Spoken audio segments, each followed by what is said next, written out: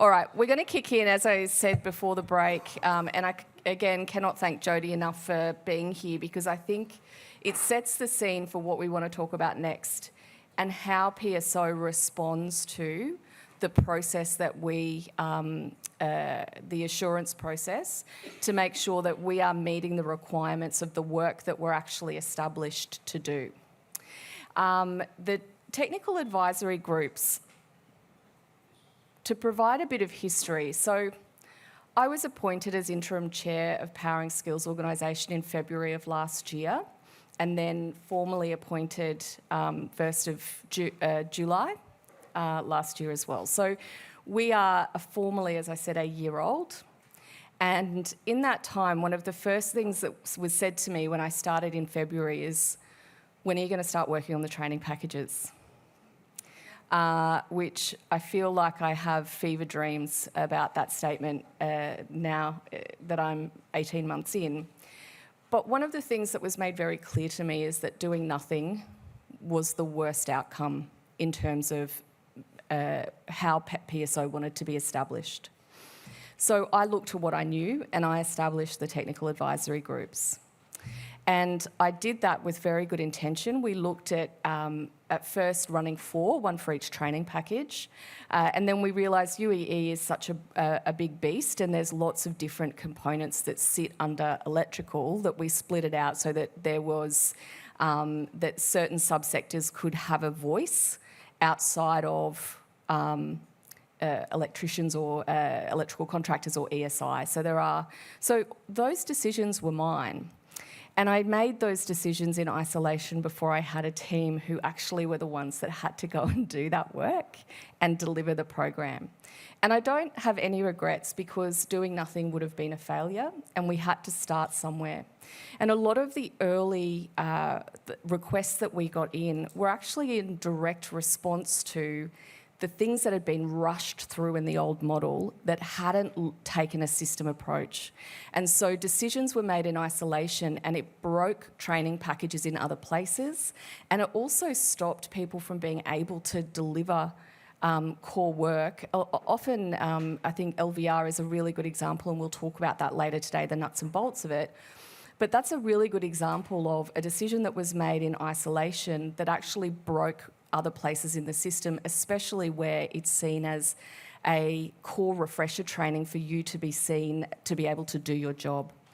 So those were the types of the influx of questions that we got when we first opened our doors to receive requests and help and guidance.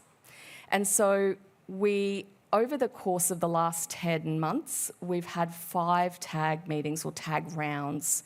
And within that, there's been actually multiple groups, and as it spans. So the first one was all in. It was online. We heard, this is ridiculous, we need to expand. So we expanded to 4. And then we heard, well, my voice isn't being heard. So we expanded to 7. And that's where right from the beginning, we started to gather evidence on how do we do this better. And that was right from the first online forum. And we continued to adapt the model based on the feedback that we were getting. We're at our 5th iteration, and that's today, an in-person TAG. And a lot of you said we need to be in the room together to discuss what we're talking about. And I think one thing that we can clearly articulate today is what's behind the curtain now. So what are we actually doing about training products? As I mentioned, we got a lot of feedback, some really positive, some just like, this is shithouse, Anthea, it doesn't work. And that we took all of that on board, and we made sure that every time we went to the next TAG round, we had listened to what had been told to us and continued to work effectively. And I think Steve made the point, sometimes we hear it's too RTO heavy, it's not industry enough, and then we're not hearing from the RTOs enough. So we've been working to find the balance of how we operate in this system. And I think now and today we can articulate that far more clearly and give all of you the confidence that we are working on the training packages under a particular system. So I'll hand over to my esteemed colleague. Vicky Gattado is our General Manager of Strategy and Delivery, and she's going to talk a little bit about the performance, because one of the things that Vicky's team has done exceptionally well is to ensure that we have been collecting evidence, and where we find gaps, for one example, a particular industry stakeholder, we need to go and talk to that area to make sure that we are hearing all voices. So I'll hand over to Vicky to talk to the next few slides. Thank you. And I'm going to give a bit of an overview on how we got to this point, and the evidence from you guys, and then we're going to go forward in how we're going to move forward in this process. And thanks to Jodie in giving that outline of the assurance function this morning. And you can see from what she said, and actually the TPOF process that is on your tables, that A3 piece of paper, the sheer volume of engagement that we need to undertake. And not only do we need to take that, but we actually need to collect evidence on that.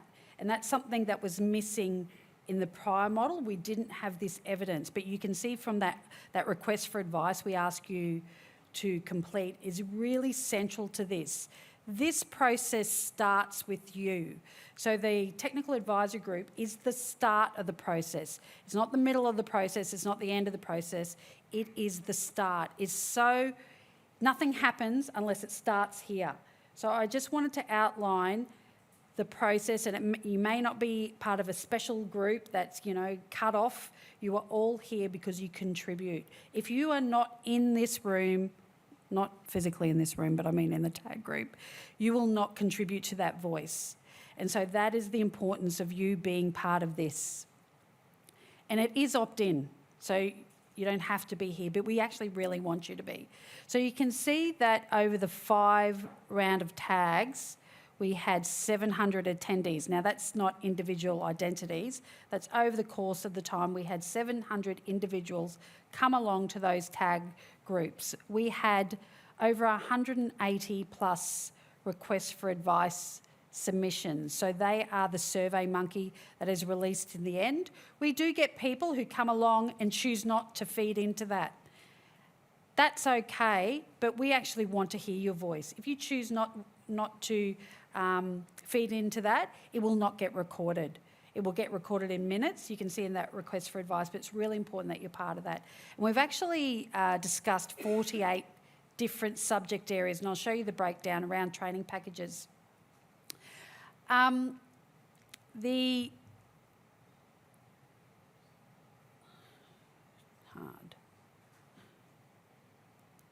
There we go.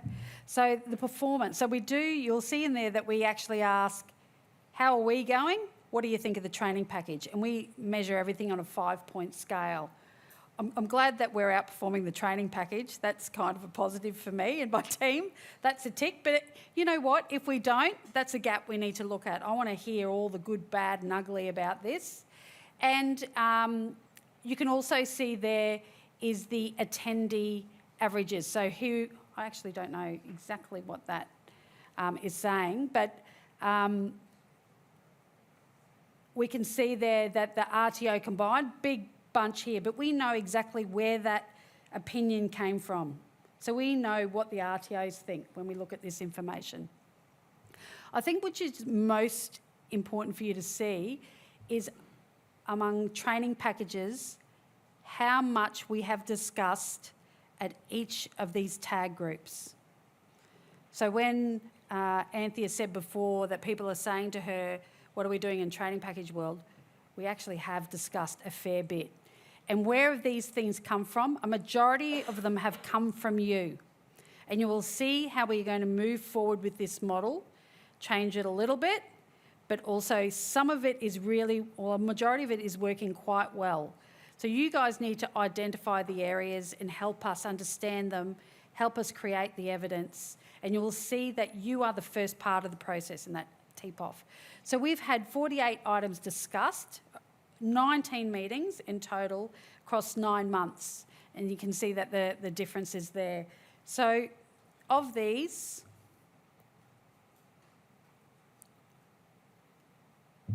24 from your evidence require further consultation. So we've thrown it around, we've had a talk about it, we haven't had a definitive answer. We got to go back out. We might take it to a TAG group again, or we also might consult with individuals. So depending on how we see that evidence, this is the importance of their request for advice. 17 are moving to be changed through a project, major or minor changes. So 17 of these. You will see from my team members, Phil and Brett, they're standing up technical committees on 2 major changes at the moment. And 7, taken it to the group, decided it's been overwhelming, no changes at this time. And we've gone, yep, fair enough. Thanks, Vicky. That's a good scene setter, and I'd like to talk about what we do now moving forward. As I said, when we started this journey, we didn't actually have a firm view on how the new structure, based on how we are different to the old model, really should look like, and to make sure that we are consulting in a way that's appropriate. And look, we've made some errors along the way, and we were a bit gung-ho and thought, all right, let's get stuck in. When are you working on the training packages? So off we went. But we have a whole system with which we have to follow, and a set of processes and a whole framework that we now deeply understand in a way that helps us to take this work forward and move forward more quickly than I think we've seen in other models in the past.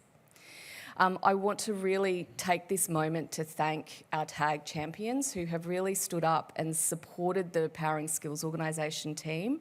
We're not a large organisation, and we could not have gathered the evidence or had the conversations or consulted effectively and with meaning if it wasn't for the support of all of you in this room, but obviously some key individuals who've stood up. So a really big thank you to every person that's listed there. Stuart Deepavine, Nicole Bolt, Christina Bradley, Quentin Field, Ben Peters, Paul Wright, Ben Zhang, David Mooley, Michael Broomhead, Amanda Hamilton, Michael Head, Rebecca Fitzgerald, Joanne Abbey, and Adam West. Thank you. We really appreciate it.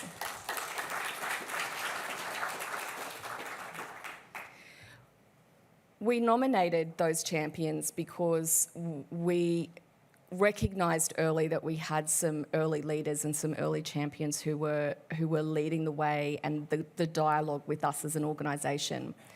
We know that moving forward, as we chair these groups and as we mature these groups, it's for you to decide who you would like to lead them, and I think we're at a position now that we can do that. So we'll be calling out for nominations for our TAG groups for next year, and calling out for chairs. I actively encourage the champions that were involved to re-nominate. You did a great job. This is absolutely not about you as an individual. It's making sure that we are following an appropriate process in terms of consultation. We are industry-led, and that means you decide.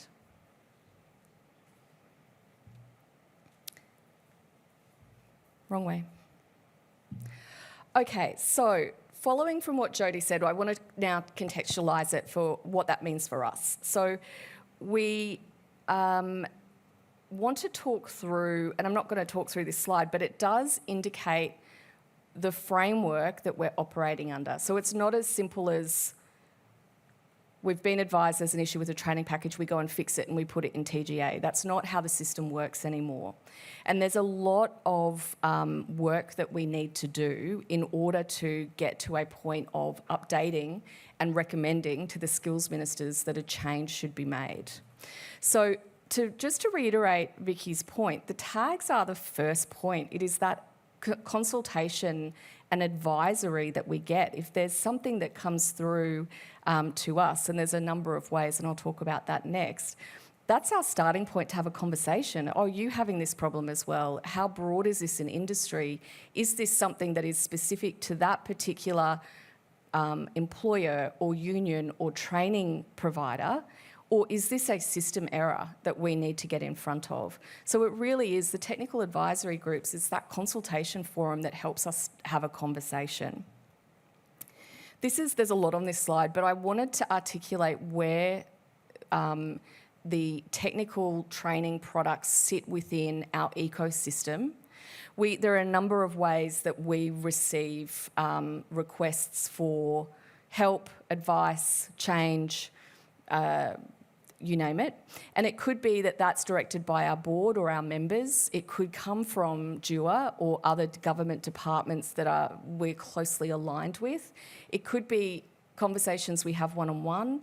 It could be the email info at, which is a really big, that email address matters to us more deeply than you know, because that's the one that we check.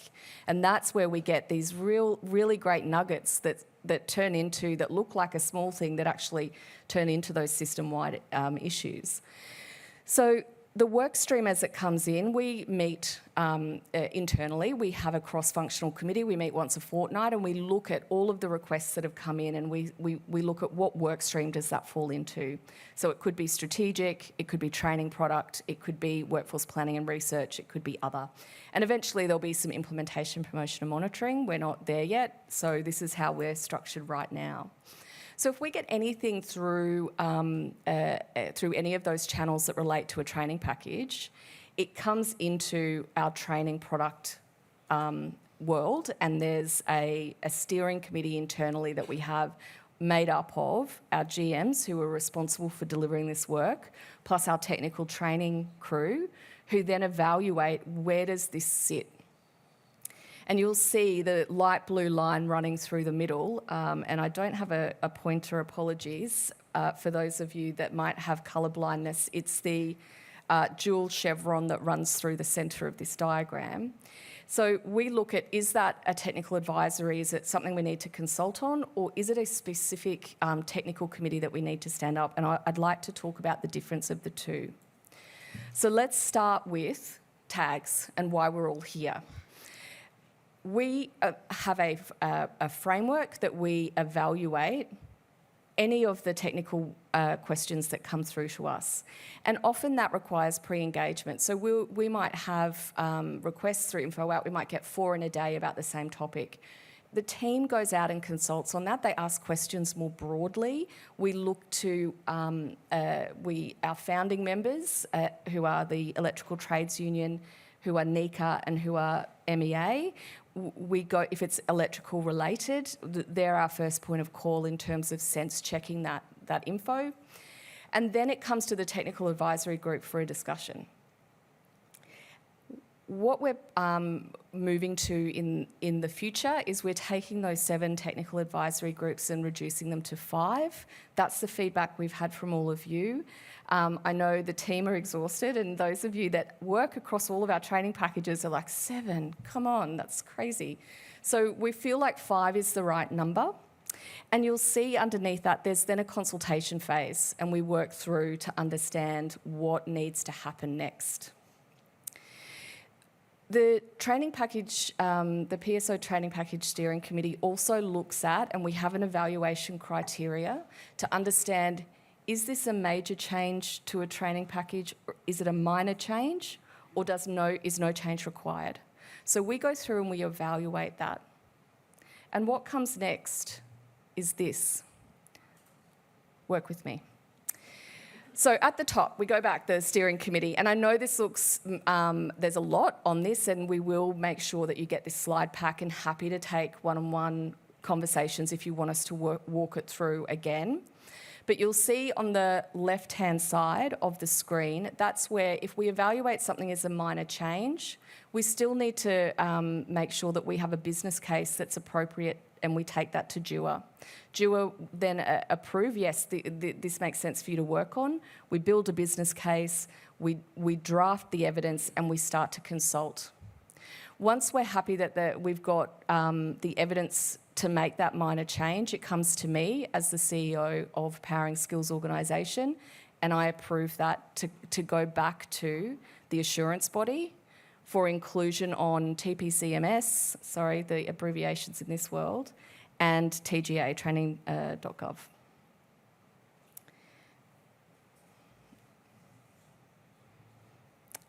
Okay, we've got the screen back. So that's the process for minor changes. on the right-hand side, if we've evaluated there's a major change, and this doesn't matter here at this point, if it comes through a technical advisory group, if it's evidence gathered through research, and our workforce plan has certainly directed us to some key training package changes that need to be made, and Steve and Brett and Phil will talk about those more deeply this afternoon, so I won't steal their thunder. But once we've got that evaluated, we go back to Dura. It's the same starting point. We talk with Dura about this is what we want to do and why, and they say, yep, go and build the business case and gather the evidence.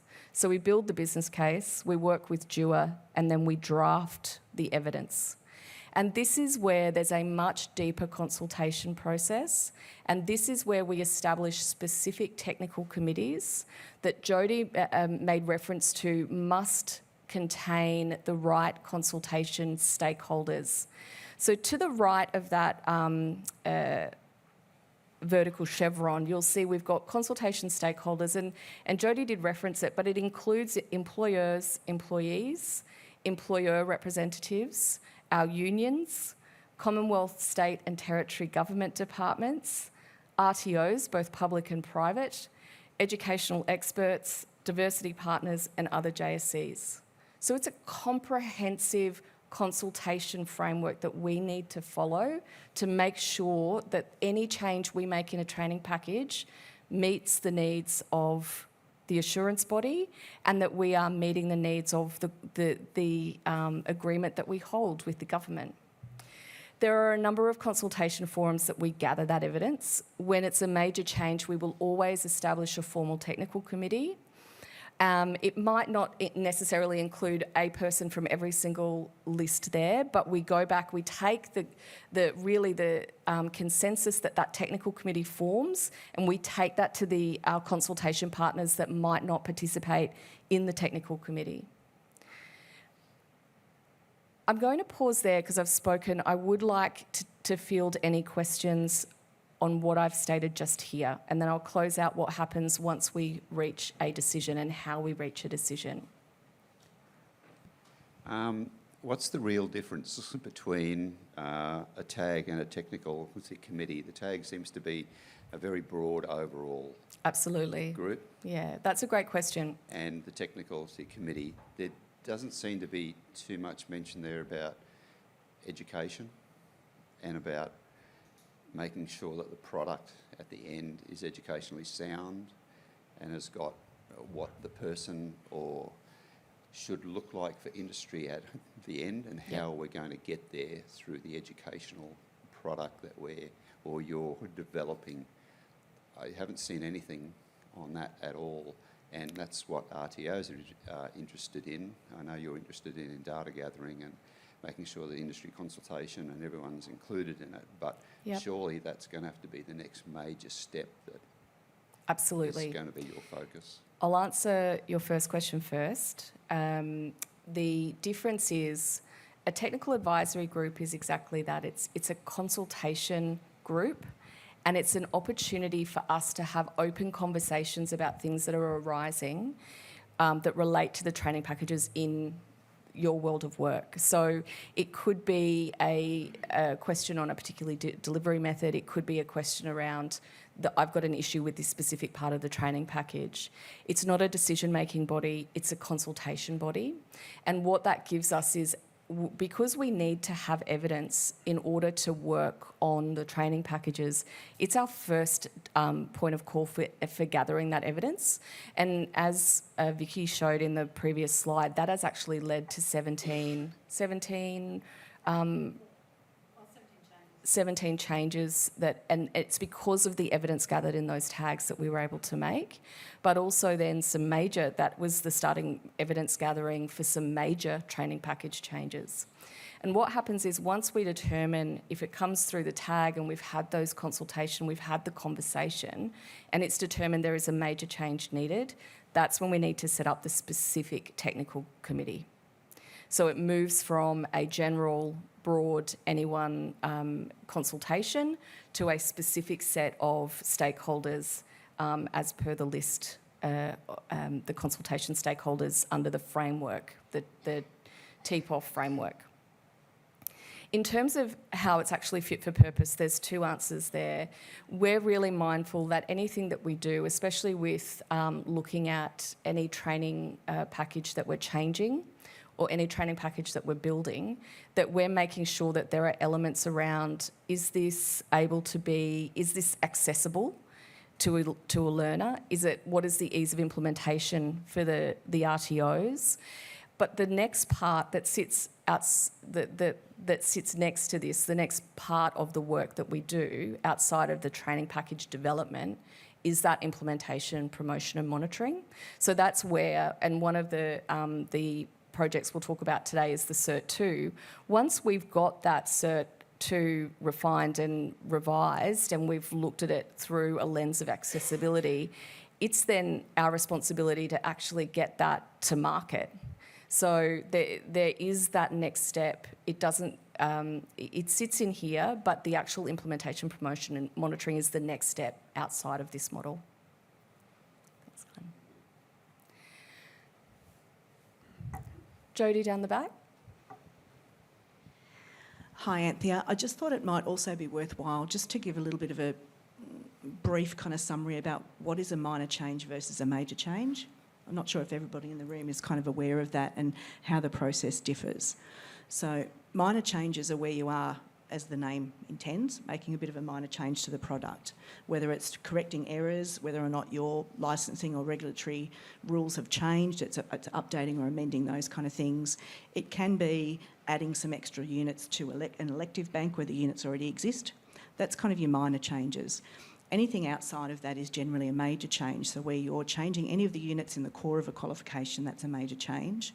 And also where you're developing new units and including them in the core, that's a major change. Now, generally speaking, if you're only doing minor changes to products, they don't have to come through the assurance body. But what we'd prefer, because for RTOs, the main thing is about you don't want to be updating your student management systems, your learner management systems and your products every time there's a major change, a minor change. So really what we're intending to do, what we're looking to do is to reduce the churn in the system. So where the JSC is needing to make kind of a bunch of little minor updates, but they're also looking at a major change update, we're asking you to group all of that together and send it all to us. And we will then notify skills ministers, these major changes have been done to that product, but at the same time, the JSC's made some of these minor updates as well. And that actually makes you look good, because it actually shows skills ministers then that you are actively trying to reduce that churn of the training package updates. That's great. Thanks, Jodie. I'll move into the next, and there's still time for questions, but I'll move into the next thing I wanted to discuss today is, as we move through that consultation, so we've got the business case written, we've established a draft, and we're out there consulting and constantly updating that draft to make sure that we are listening to the feedback that's given to us. We make sure as well that we have senior responsible officers, or SROs, in every state government and every territory government that we also need to make sure are part of this process, because the SROs are the ones that essentially sign that off to say, yes, we're happy for that to go to our minister internally. So there's a lot of pieces to this puzzle. But when it comes to me, I work through a framework also to say, has the consultation, so very similar, with a very similar lens to how Jodie's team are going to look at this, has this met all of the criteria that we are operating under the TPOF? We are working to about a 70% consensus model, and we have that where we'll be able to release the frameworks very soon. Our board needs to probably run their eyes over that next week, but we want to get that to this audience as soon as possible. And if we get to a point, if it comes to me and that consensus has not been achieved, then there is an escalation process that goes through to my board. So the board hold an escalation responsibility, especially if we've got key stakeholders who vehemently disagree with a decision. That's not for me to arbiter, that is for my board to arbiter. If we still cannot reach agreement at the board level, then it goes to external mediation So I wanted to make, because a few people have asked, well, who's the decision maker? And essentially all of you. By the time it gets to me, I'm just making sure that we've followed the process that's appropriate and that all of our stakeholders, that there is general consensus and that this is not going to, because I don't want to be on the front page of the Courier Mail for any reason. And I'm really front of mind that we make sure that by the time it comes to me, we have met all of the criteria and that we have the imprimatur to go forward and take that to a minister to change in the system. I see we've got a question online, so I'll hand over to Kaya. It might be pushed to Jody for this one. Dominic online has asked, do grammar corrections to quals or competencies mean a minor or major change but doesn't impact the vocational outcome? That's a bit of a tricky one because it actually depends on where that error occurs. The policy is not great. I actually think that there is going to be some work on actually further defining those major and minor categories because, as I said earlier, even if it's a typing mistake that's in a core unit in a qualification, sadly, that makes it a major change, update. So there does need to be some work done on the policy and that's already been identified. Thanks, Jody. And it's funny, when we were pulling this presentation together, I said to the team, can we not just have a one-liner or a brief paragraph on the difference between a minor and a major change? And it's, without reading the full context, which is several pages, it's actually very difficult to just summarise. And that is part of the problem that we're still working through, and we will continue to work with DUA and the assurance body to make sure we improve that. I took a bit of time on this because this is something that's been asked a lot from our stakeholder groups. So I really wanted to make sure that we have it right. I'm here all day, so questions can be asked, and online, please continue as the penny drops or as you think of something, please continue to enter your comments online. We're here to answer those. We've got a question down the back.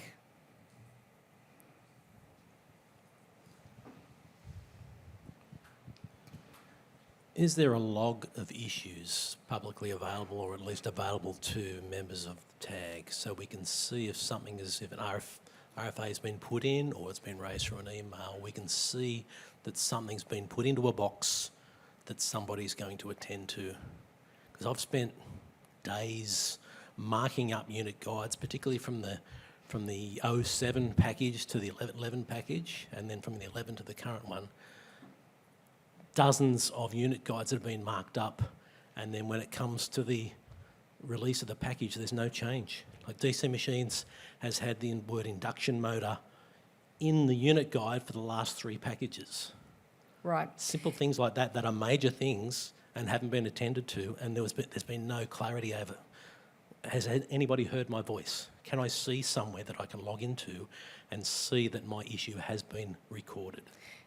Yes, so we keep that record on our website, and look, we're still improving our website and improving what that looks like. It's not more advanced at the moment than an Excel spreadsheet, but yes, and that's part of our requirement under the agreement we have with the federal government, is all of every question that's asked of us and our response to it is published. Yeah. Got a question down the front of the room.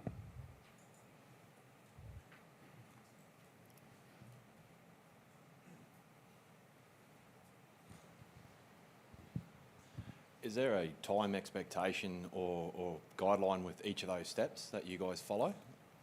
That where a cut-off point will then come into play? I know with a lot of different committees and that I've seen that it just drags on and doesn't ever end. Is there, for those technical committees or those group committees, is there the expectation that you got 12 weeks, 2 months, whatever it be, and you must produce an answer? Yeah, absolutely. And I'll hand over to Steve to respond to the specifics. But yes, gone are the days of a 7-year change to a training package. Yeah, when we do the submission, so if we probably look at the top of that chart there, you'll see under the major change, when we do a submission to DUA, we actually have to build into that case what we think the duration of that change will actually be. So we have to identify it early on. So a critical change could take somewhere between 6 to 8 months. That would be one that's been expedited to probably address a major issue, change in Australian standard, for example. A standard one has seen about a 12-month process. A complex one could go out to 18 months. So probably as a good example, and we're going to talk to the EPC one a bit later on, but arguably that's not one we want to rush through, but it's also really important. So Jodie sort of mentioned once we get through the conveyor belt, I guess, of making sure we've done all the consultation, we've had our technical committees, we've taken all of that on board, put it out to consultation. Each of those consultation periods has a mandatory period that it must be out for. So there are some time constraints. We can't rush something through just simply because it's important. It has to go through that process. But arguably the longest change should be 18 months from woe to go, or go to woe.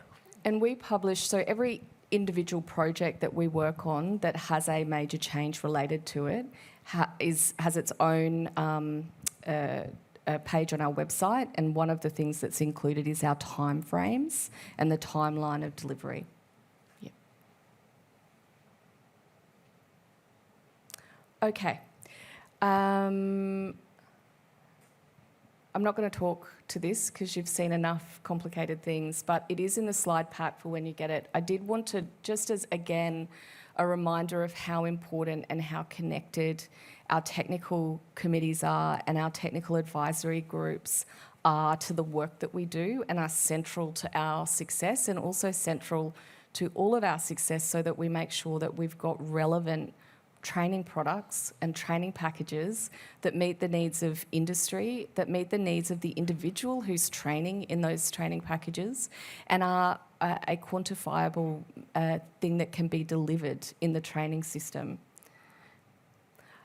Just finally, we wanted to come back to just closing out our technical advisory group update in terms of how we're transitioning. And again, this is a broad advisory consultation group open to all. The model, as I said, has changed from 7 till 5.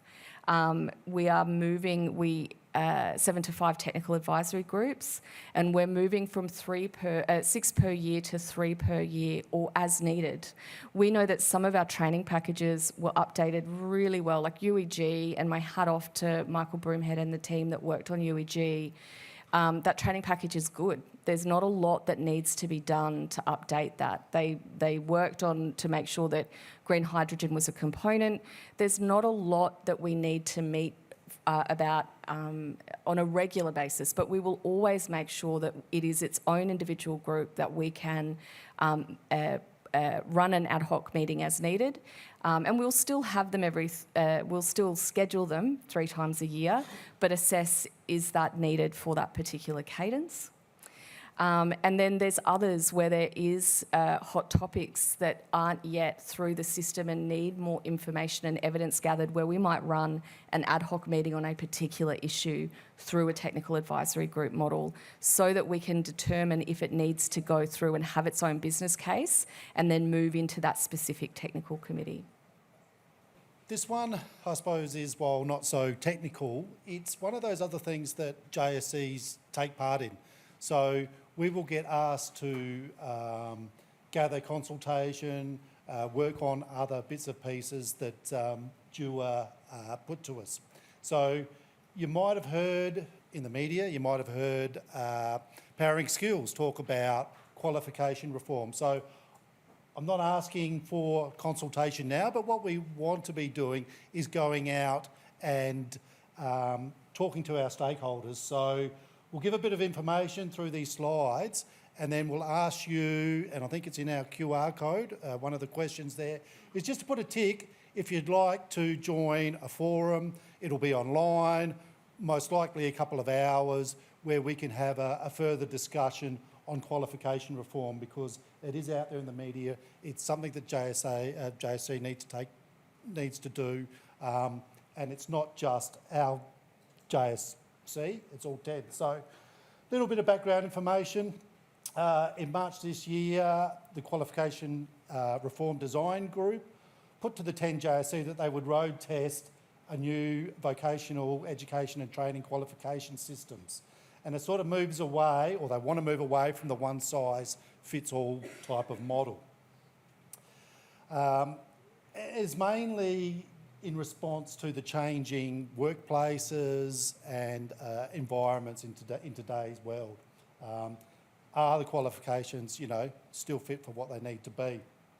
So over 2024, the Jobs and Skills Councils were working with the territory officials and the design group to further test the model and to stretch out this action learning model of what qualification reform might look like.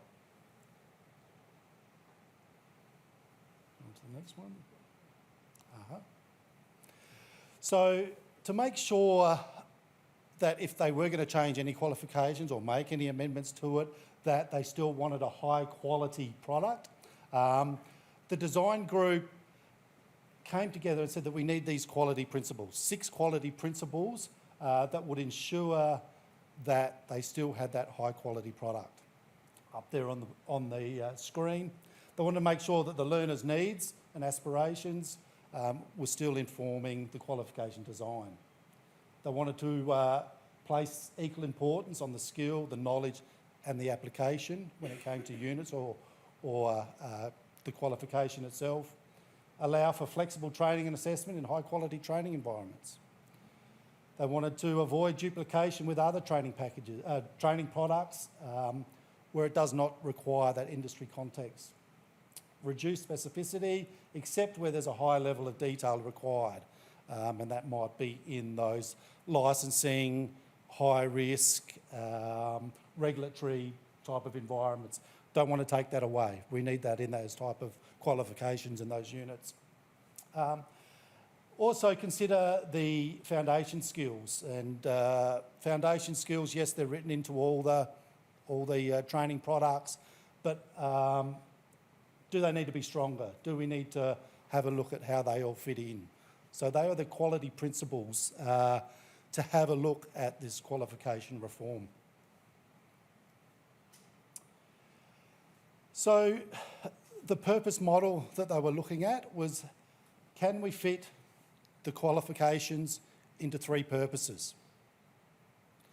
And that gets away from that one size fits all, Is a Cert 3 qualification the same as a Cert 2? There's even some certificate ones out there. Should they be looked at the same way when it comes to designing a qualification? So you can see the purposes up there. Purpose 1, they might be those licensed trade occupations where we need that higher specificity in them.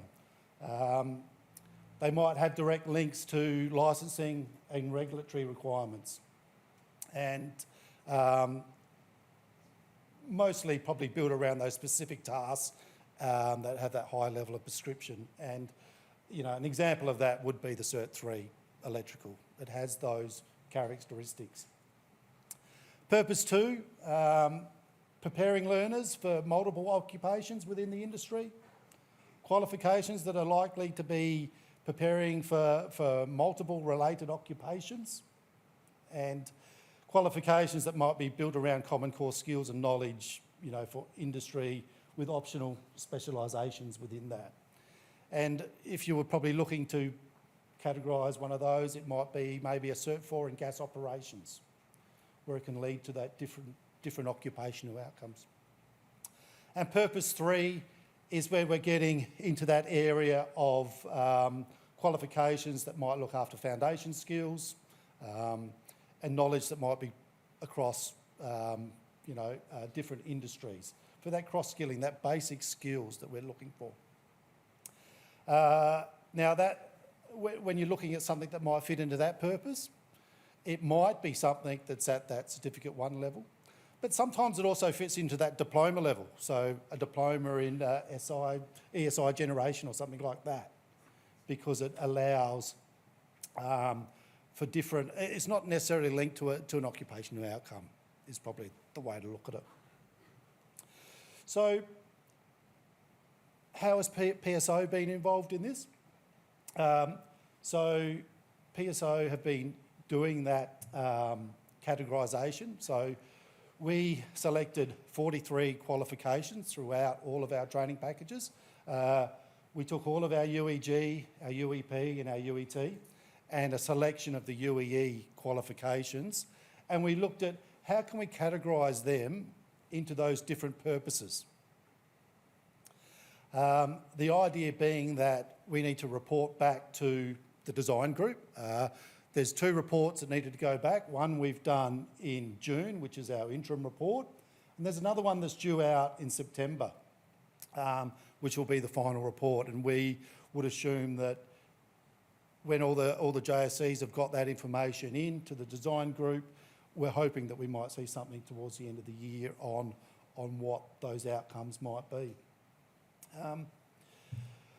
So in the categorisation process, as I mentioned, we've categorised those qualifications. We've had a bit of a look. We've assessed the purpose-led model, those 3 purposes that were up there. The design group has asked us, is that the way we should be going? Should there be 4 purpose models? So while they gave us some guidelines of those 3 purposes, they didn't distinctly say, this is it, this is the finished product. So they wanted some feedback on that model. Can you get all your qualifications quite comfortably into those 3 purposes? And I can tell you some of those interim findings is no, we can't. When you're talking about occupational outcomes, industry outcomes, cross-sector, a job compared to an occupation, it wasn't a black and white task. So that was some of the early findings when we were doing that categorisation progress.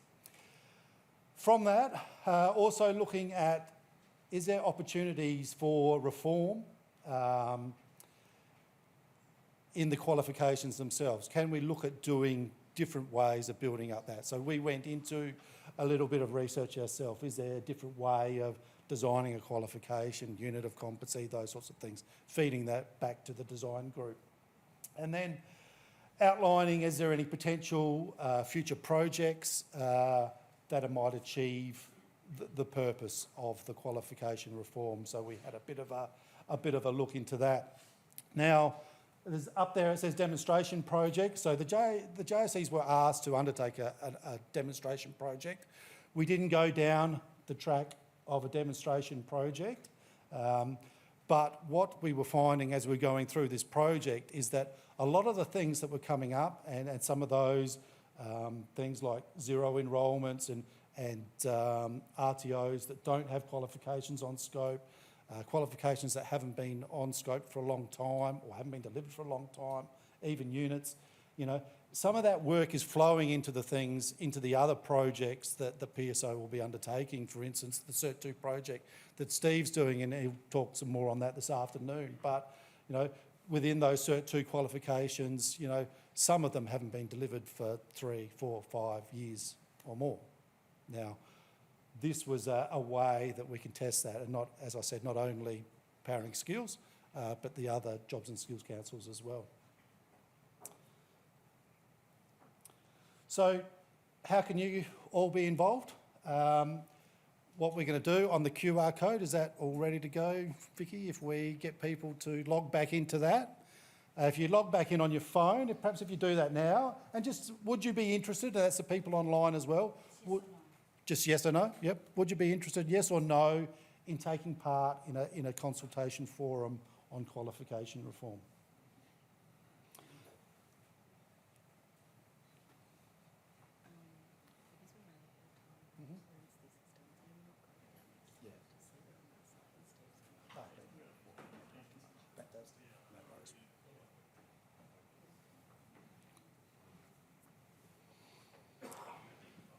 So while you're doing that, I'll just work on this. How can you be involved in some of the...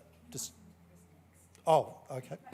I've just been told, make sure you push next after you've answered your question. Otherwise, it won't save that information. So put in the yes or no, push the next, and then we can move on. So some of the things that will be discussed, and this is no means a final discussion points. I just popped a few of our initial findings that were in that interim report. But, yeah. That will be after. Yeah. Lunch. You press next, and that's the next bench. Don't go further. Oh, sorry. Don't answer those questions. It should be just a yes, no question. Otherwise, I'll be stealing all of Steve's thunder. We'll get there. Put something in there, don't. There, that's it. Pardon? Oh, okay, yeah. So those people online, sorry, we just had a question. Once, don't go further than that next. All we want you to answer. So those questions will be relating to some of the other stuff that we're going through later on this afternoon. So just the question about the qualification reform. Push next, finish there, put your phone down, all good. A couple of those things we will be discussing in the forum, and I just mentioned it before, but how should JSEs be treating those courses with low or no enrolments? Or even those RTOs that don't have it on scope? You know, who should be looking after those products? Should we keep those products alive? Are there situations where, when we're talking about those, as I just said, should we be getting rid of them? Should we be deleting them? Or should we keep them, review them, make them industry ready again?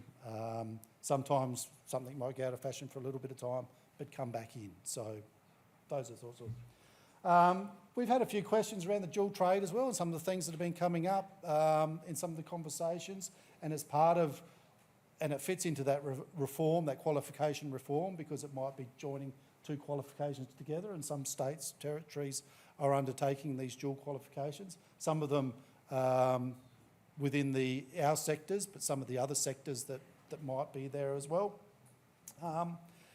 And again, I mentioned that, you know, when we were categorising our qualifications into those three different purposes, it wasn't always an easy task. So can we go back and look at those models again? Can we have a bit of a review into that? And is there a different approach, or is there a different design that one of our stakeholders might have on the way a qualification or a unit of competency or something could be put together, you know? So we're looking for those thoughts as well. There's a little note there about waiting points. Do they fit into qualification? I think Steve might even go into that a little bit later on as well. And this was an interesting one as well. Would industry support better scaffolding of curriculum through knowledge sections of units of competency? Big words, but if you look at, take safety for instance in the electrical space, we start off in the early years, and a lot of that safety stuff is just cut and pasted across units of competency. We don't build throughout a qualification in some regards, and safety might be just one aspect of that. But, you know, can we build more into qualifications? So, yeah, that's some of the things that we'll be discussing in the qualification form. And yeah, that's it for me. Yep. Okay. Yep. Just to confirm, it's question 7 on that Survey Monkey. Is there any questions on qual reform? I know it was a pretty quick one, but it was just sort of a bit of a break in between some of the technical stuff and before we get into more technical stuff this afternoon and with Steve. And as I said, it's important as a JSC that we need to, you know, get out to our stakeholders and get their feedback and engagement on these sorts of things.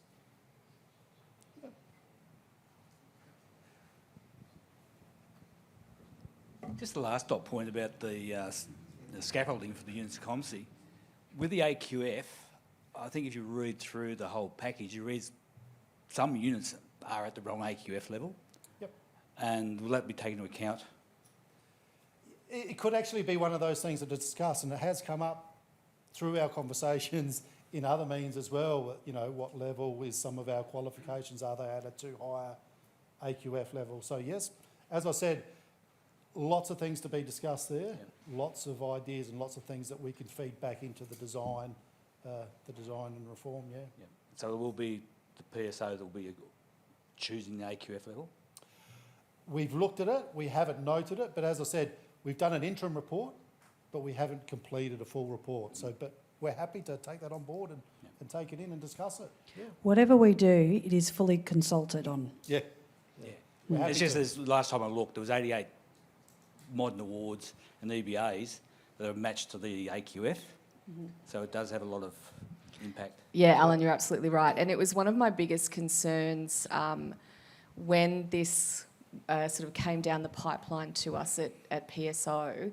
We know that there are units of competency that have not been delivered for years, but are a core component in an EBA to determine the level at which someone gets paid. So we at no point will be quick to, oh, that hasn't been delivered for years and no one has it on scope, so let's delete it. All of those go into let's gather further evidence. So what we're getting to in September requires further exploration. And then from September, we'll go through and review those units of competency, and we will have to consult pretty broadly. It's a massive project to undertake because it's specific to an individual organisation how they use that unit of competency. And I understand why industry have chosen that to be the benchmark in terms of pay scale and pay grade and level. But it has caused this very interesting complication now that we've got a government agenda that's looking to really reduce the number of units of competency because there's a lot of overlap, and reduce the inconsistencies in the system. But to that point specifically, we won't be recommending deletion in the September report. We'll be saying this requires further evidence.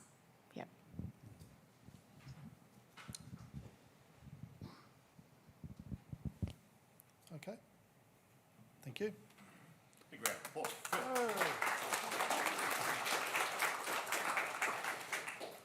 I'm a bit wary about pressing the slide progressor at the moment because then you're going to run out of the room on me. But we're about probably 10, 15 minutes before we send you off to lunch.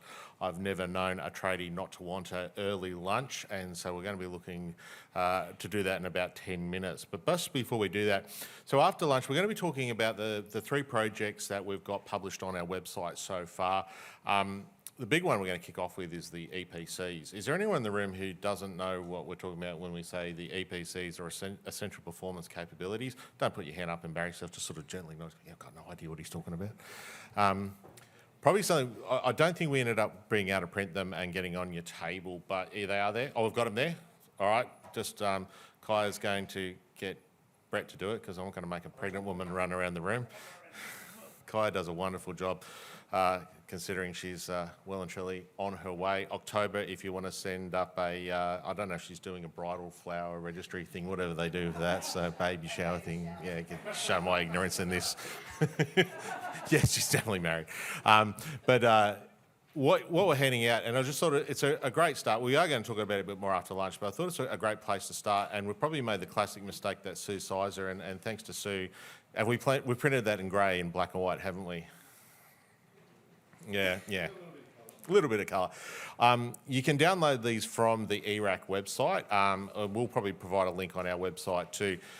Just so you are aware of a bit of the history about the EPCs. So the EPCs, the essential performance capabilities, describe the skill sets, the knowledge, and how it applies to electrical licensing. Yes, it's very much electrical qualification.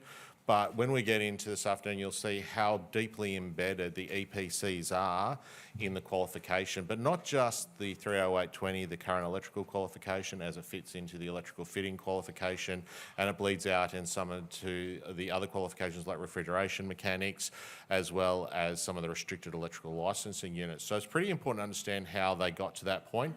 So in a piece of work that Energy Skills Australia did with ERAC, they actually went through and had a look at the EPCs and compared them to what they were before, but also under the same lens that our friends over the ditch in New Zealand did.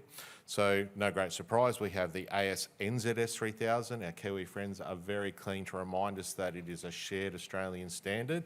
So, yep, there we go. Thanks, Anthea. For those who are online, you can download this from www.erac.gov.au. And you'll see there's a great article there on these EPCs. But just going back to that thought of how they were developed. So as we're aware, some of the electrical regulations around the country and the acts go back well and truly into the history. I'm looking at my mate Larry up the back there. He's going to yell at me for this, but even Larry wasn't around when they wrote the ones in WA, 1945. But we know that the regs do get regularly updated. When I say regularly, in WA, they're 1991, so I'm not sure why we get called wait a while, but that might be some of the reason why. But then you look at places like Victoria, and they were just recently updated to include some new technology. So we do know that Australian standards have a process of being updated. We also know that the Act and regulations and some of the technical requirements for each state get updated on a regular basis. The EPCs is one of those. So 2001, they were first published. They were updated again in 2014. Yep, Sue's nodding. I've done my homework correctly. And obviously now we've got the latest edition of these. It's really important to understand that these form the foundation for the training package. Our qualifications live out of this one, particularly that electrician qualification.